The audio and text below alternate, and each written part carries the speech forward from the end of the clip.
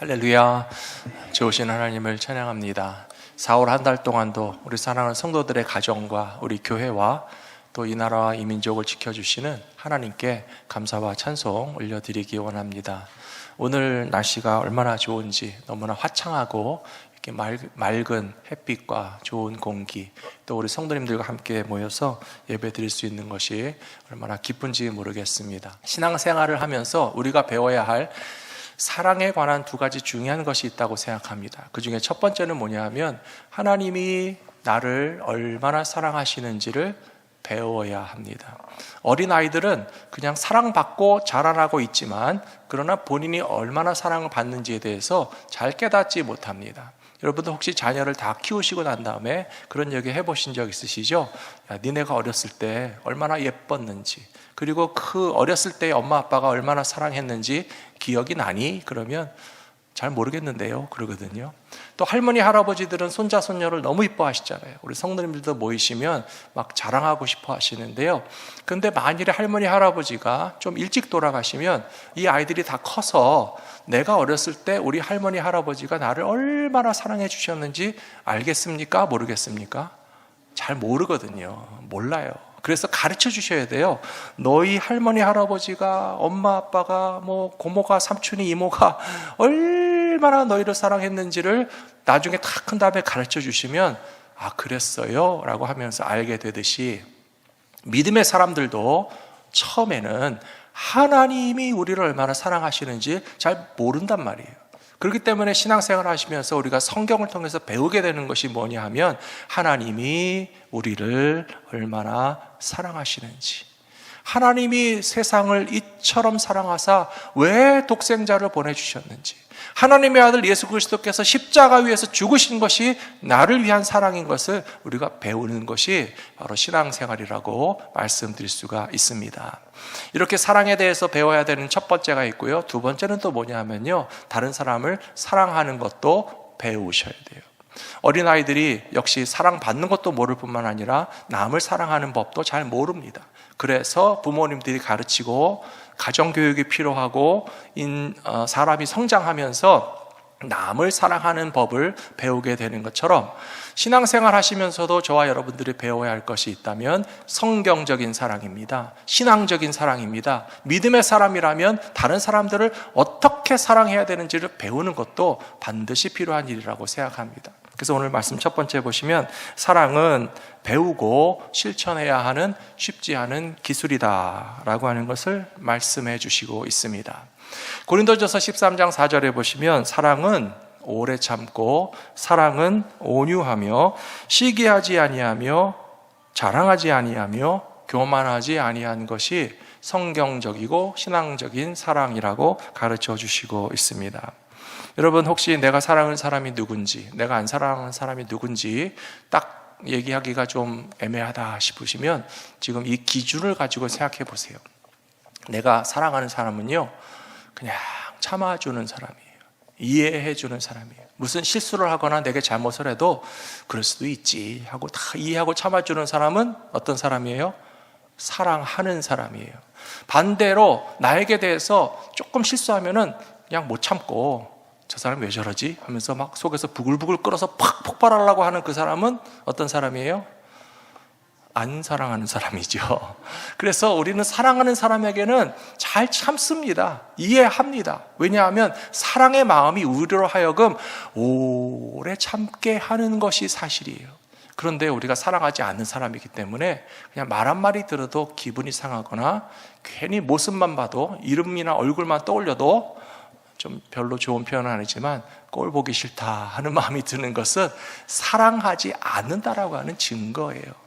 그래서 성경적이고 신앙적인 사랑이란 오늘 말씀에 나오는 것처럼 오래 참을 수 있는 것이 사랑의 구체적인 방법이구나 라고 가르쳐 주신 것입니다.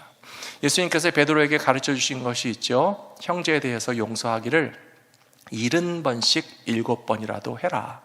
그 자리에서 베드로는 까무러치는 줄 알았어요. 예수님 490번이나 어떻게 용서합니까? 아무리 형제라도 하지만 그것은 단지 용서만을 가르치신 것이 아니라 오래 참아줄 수 있는 것이 바로 사랑의 표현이고 사랑의 실천이라는 사실을 예수님이 가르쳐 주신 것이라고 저는 믿습니다.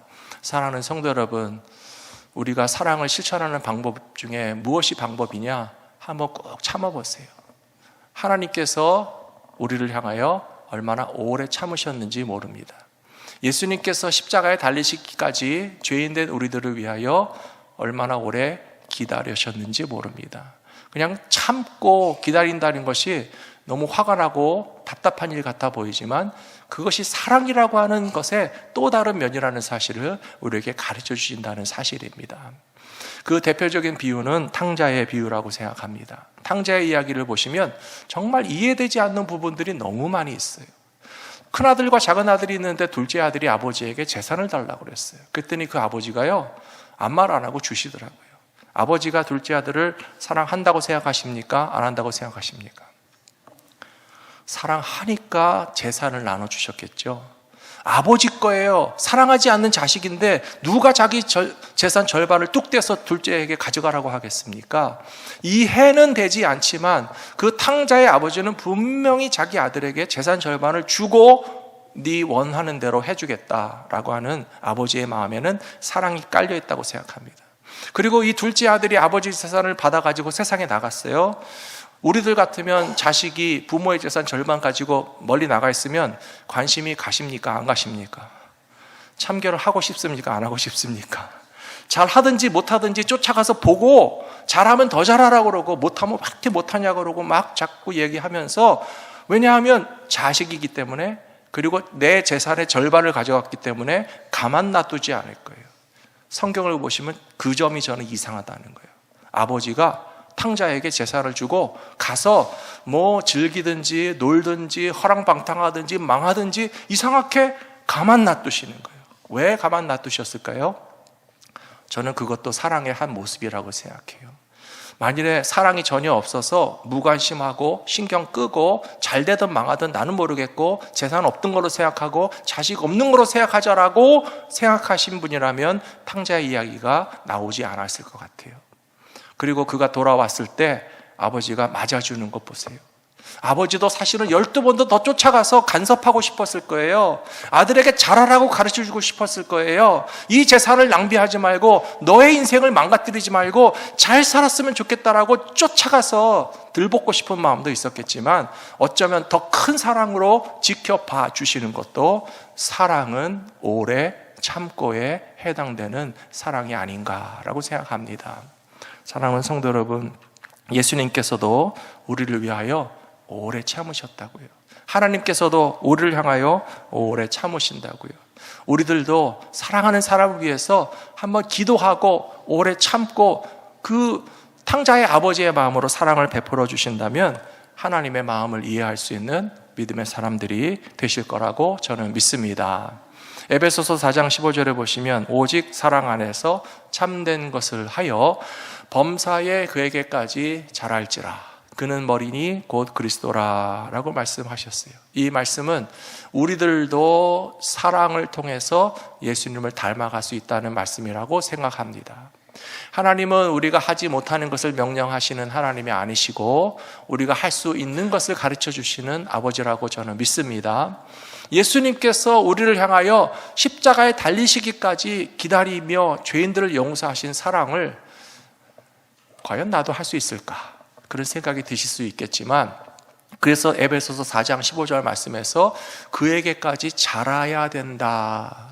아직은 우리가 거기에 미치지 못하지만 사랑 안에서 참된 것을 하여 예수 그리스도를 닮아가기까지 우리 모두의 사랑이 성숙하게 된다면 주님을 닮았다라고 하는 칭찬과 인정을 받으시게 될 줄로 믿습니다. 두 번째로 성경적이고 신앙적인 사랑은 전적으로 사랑받는 대상에게 집중한다는 사실입니다. 오늘 고린도전서 13장 5절 말씀에 보시면요, 사랑은 무례히 행하지 아니하고 자기의 유익을 구하지 아니하며 성내지 아니하며 악한 것을 생각하지 않는 것이 성경적인 사랑이라고 가르쳐 주시고 있어요. 저는 이 5절 말씀 가운데서 자기의 유익을 구하지 않는 것이 하나님의 사랑이라는 사실을 우리가 기억했으면 좋겠습니다. 사람들이 싸우죠. 여러분 집에서도 식구들끼리 싸워보신 적 있으시고 친구들과도 때로는 싸울 때가 있으실 거예요. 왜 싸우나요? 나의 이익이 침해를 당하면 싸웁니다. 어렸을 때 집안에서 식구들이 같이 밥 먹다가도 맛있는 반찬 누가 혼자 많이 집어먹으면 싸우죠. 얘 너만 입이냐? 너만 맛있는 거 먹냐? 나는 먹으려고 하는데 벌써 뺏어가고 그러면요, 반찬 하나 가지고도 싸워요. 그것이 점점 자라나면 형제끼리 재산 갖고 싸우고요. 뭐든지 사람들은 자기의 이익이 뺏겼다라고 생각하면요 못 참습니다. 그러니까 한국 사람들이 항상 얘기하는 것이 축구를 할 때 어느 나라와 할 때는 절대 지면 안 된다라고 하면서 가위바위보도 지면 안 된다고 그러잖아요. 왜 이렇게 지구는 못 사는 것이 인간의 심리 속에 박혀 있는 것이 사실이지만 사랑은 달라요. 너무나 놀랍죠? 사랑하는 사람은요 내 것을 뺏어가도 여러분 화가 나나요 안 나나요? 사랑 안 해보셨습니까? 사랑하는 사람이 내 거를 가져가면 기분이 나빠서 화가 납니까? 아니면 더 주고 싶습니까? 더 주고 싶어요. 주는 것이 행복해요. 사랑하는 아들과 딸이 집에 와서 뭐 하나 가져가면 여러분 화가 나서 경찰에 신고하십니까? 아니잖아요. 내 아들이 가져가고 내 딸이 가져가는데 뭐 냉장고를 열고 맛있는 걸 먹든지 집안에 엄마 아빠 안 쓰는 뭐 살림을 가져가든지 뭐 필요하면 차를 달라고 하든지 뭐 다 달라고 해도 사랑하는 자식이 가져가는 것은 조금도 화가 나지 않고요 자기의 이익을 구하는 마음이 조금 더 생겨나지 않는다고요. 예수님께서 십자가 위에서 달려 죽으시면서 그런 마음을 가지셨습니다. 이것이 복음입니다. 저와 여러분을 위해서 예수님 다 뺏기셔도 예수님 화나지 않으셨어요. 손해본다고 생각하지 않으셨어요. 너희를 위하여 내가 십자가 위에서 죽을 수 있어서 너무 행복하다는 거예요. 그것이 바로 사랑입니다. 참 사랑은 여기 고린도전서 13장 5절에 나오는 것처럼 자기의 유익을 구하지 않을 수 있어야 진짜 사랑이라고 우리에게 가르쳐 주시지 않았습니까? 사랑하는 성도 여러분, 우리가 가정 안에서 다툼이 사라지고 사랑이 넘쳐나게 되려면 내 이익을 챙길 필요가 없고 식구들을 위해서 내가 가진 것을 다 주어도 행복한 믿음의 가정이 되시기를 축원합니다. 교회에서 신앙생활 하실 때에 누가 내 앉을 자리에 와서 앉으면 아니 이 사람이 내 자리에 왜 앉았지?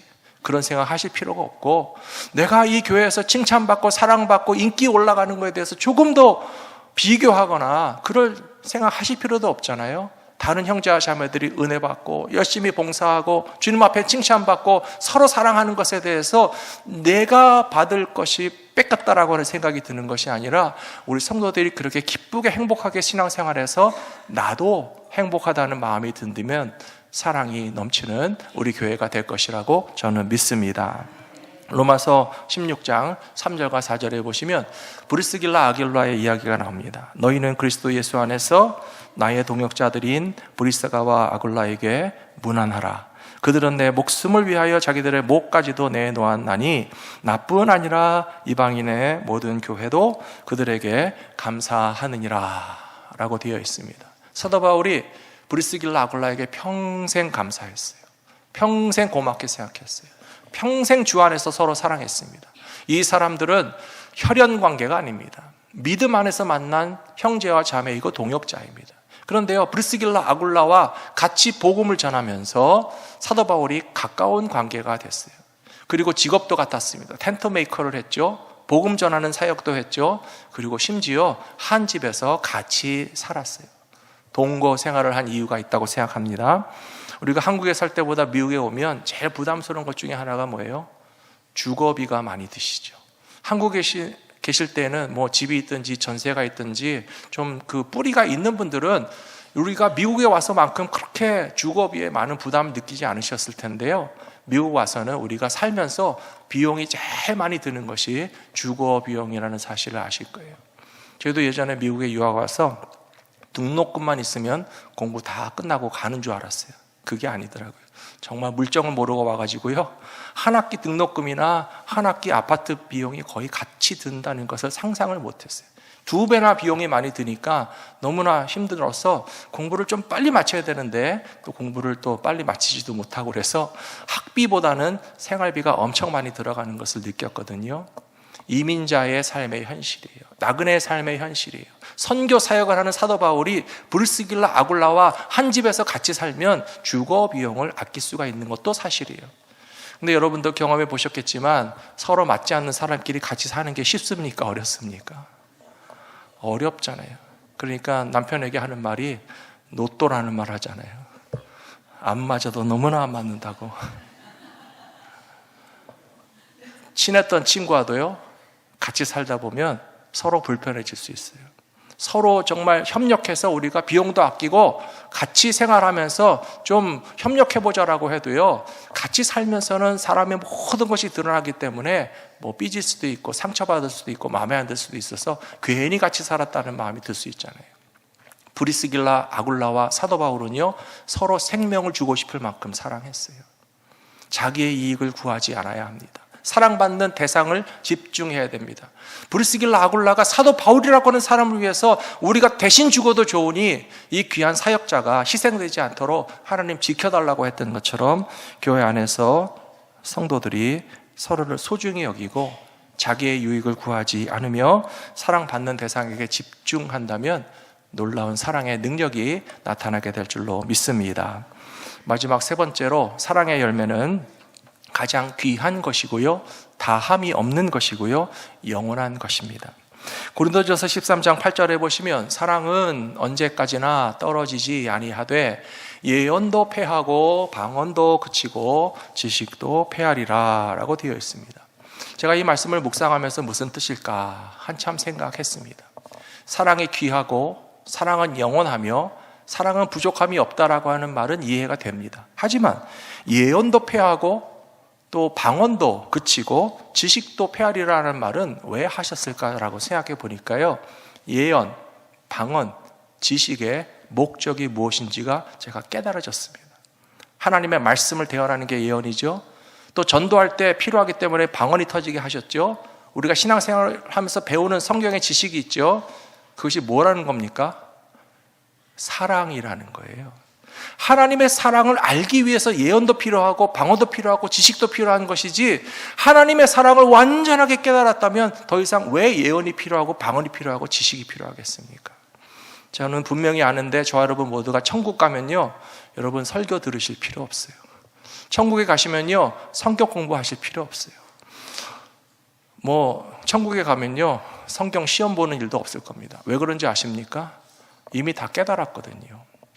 예언과 방언과 지식이 필요한 이유는 하나님이 우리를 얼마나 사랑하시는지를 배우기 위해서 필요한 것이고 다른 사람에게 알려주기 위해서 필요한 것이에요. 그래서 고린도전서 13장 8절 말씀에 보시면 사랑은 언제까지나 바닥나는 법이 없고 그 소중한 가치가 영원히 가는 것이고 천국까지 가는 것이지만 그것을 알지 못할 때까지만 예언이 필요하고 방언이 필요하고 지식이 필요한데 이제 그것이 그치는 날도 있을 것이다 라고 가르쳐 주시고 있습니다. 잘 아시는 것처럼 고린도전서 13장 마지막 본문의 결론의 말씀은 믿음, 소망, 사랑 이 세 가지는 항상 있을 것인데 그 중에 제일은 사랑이다 라고 말씀하셨어요. 하나님의 사랑을 깨닫는 것이 신앙생활이고요, 하나님의 사랑과 같은 사랑을 실천할 수 있는 것이 우리들의 신앙생활의 목표가 되어야 할 줄로 믿습니다. 갈라디아서 5장 22절에 보시면 성령의 열매를 소개하고 있거든요. 성령의 열매 가운데서 첫 번째 열매가 사랑이고 두 번째 열매는 희락이며 세 번째 열매가 화평입니다. 사랑하는 성도 여러분, 5월 세 번째 주일이 성령 강림 주일이라 저는 요새 매일같이 기도하고 있어요. 저도 성령 충만하게 해주시고 우리 성도님들이 다 성령 충만한 성도님들이 되게 해달라고 기도하고 있거든요. 그럼 우리가 성령 충만하다면 어떤 열매들이 나타나겠습니까? 그 중에 첫 번째가 사랑이고 두 번째는 희락이고 세 번째는 화평이라고 되어 있어요. 저는 성도님들께도 부탁드립니다. 성령 충만하기를 위해서 기도하시기 바랍니다. 성령 충만한 성도들의 가정에는 사랑이 넘치게 될 줄로 믿습니다. 희락이 넘치게 될 줄로 믿습니다. 화평함이 가득하게 될 줄로 믿습니다. 하나님의 성령이 역사하시는 성도들의 가정과 교회는 그런 현저한 증상과 현상과 결과가 나타나는 것이 당연하다는 것이에요. 사도행전 교회를 보시면 그 성도들이 어떻게 그렇게 핍박을 받고 고난을 당하며 가진 것이 없는데도 사랑이 넘치는지, 희락이 있는지, 화평이 있는지 비결은 다른 데 있잖아요. 그 사람들이 우리보다 조금 더 착한 것도 아니고요, 공부를 많이 한 것도 아니고요, 재산을 많이 가지고 있기 때문도 아닙니다. 사도행전 말씀에 보시면 분명히 그 교회 성도들은 성령 충만했다라고 되어 있습니다. 우리 교회와 성도들도 바로 사랑과 희락과 화평이 넘치는 교회가 되어서 하나님의 사랑을 알고 하나님의 사랑을 실천하며 살아가시는 저와 여러분 모두가 다 되시기를 축복합니다.